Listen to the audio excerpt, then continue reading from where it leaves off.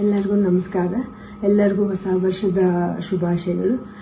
ನೀವು ಮಾಡಿದ ಪ್ರಾರ್ಥನೆಯಿಂದ ಇವಾಗ ಶಿವರಾಜ್ ಕುಮಾರ್ ಅವರ ಎಲ್ಲ ರಿಪೋರ್ಟ್ಸ್ ನೆಗೆಟಿವ್ ಆಗಿ ಬಂತು. ಕೊನೆಯಲ್ಲಿ ನಾವು ಪೆಥಾಲಜಿ ರಿಪೋರ್ಟ್ಗೋಸ್ಕರ ಕಾಯ್ತಾ ಇದ್ವಿ. ಅದರಲ್ಲೂ ನೆಗೆಟಿವ್ ಅಂತ ಬಂದು ಇವಾಗ ಅವರು ಕ್ಯಾನ್ಸರ್ ಫ್ರೀ ಅಂತ ಹೇಳಿಬಿಟ್ಟು ಅಫಿಷಿಯಲಿ ಹೇಳಿದ್ದಾರೆ.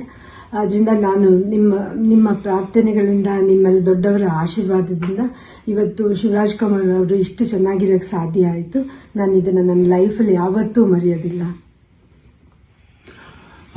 ಹಾಯ್, ಎಲ್ರಿಗೂ ನಮಸ್ಕಾರ, ಹೊಸ ವರ್ಷದ ಶುಭಾಶಯ. ಸ್ವಲ್ಪ ಭಯ ಆಗುತ್ತೆ, ಯಾಕೆ ಮಾತಾಡ್ಬೇಕಾದ್ರೆ ಸ್ವಲ್ಪ ಎಮೋಷನ್ ಆಗ್ಬಿಡ್ತೀನಿ ಅಂತ. ಯಾಕಂದರೆ ಓಡ್ಬೇಕಾದ್ರೆ ಸ್ವಲ್ಪ ಎಮೋಷನ್ ಆಗಿದೆ. ಭಯ ಅನ್ನೋದು ಇದ್ದೇ ಇರುತ್ತೆ ಮನುಷ್ಯನಿಗೆ.